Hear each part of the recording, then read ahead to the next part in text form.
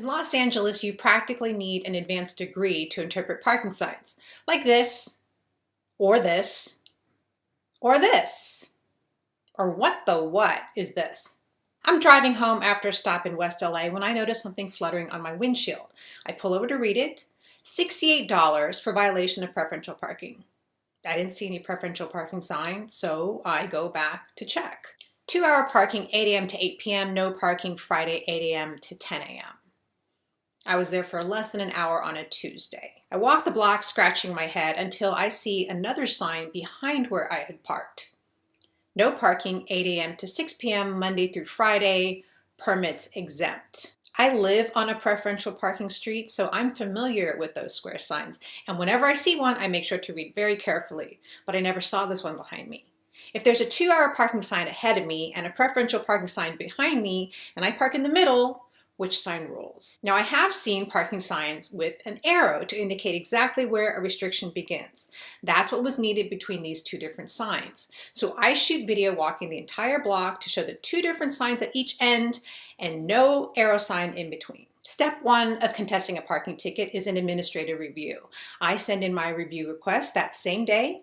I explain how it was an honest mistake in a not so clear situation. I include photographs of the two different signs at each end of the block and where I had parked in between. I point out how a sign with an arrow is needed to indicate where the restrictions change. I'm thinking, of course I'll be rational and overturn the citation.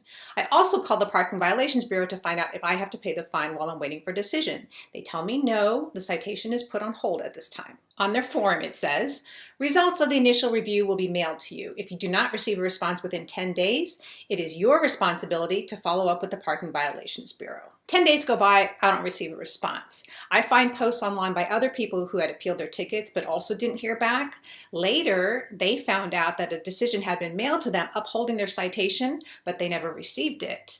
And since they didn't pay the fine because you're not required to while you're waiting for a decision, they now owed exorbitant late fees. Like a $68 ticket shot up to $175. So I call the Parking Violations Bureau to find out what's up. All they tell me is it's in process.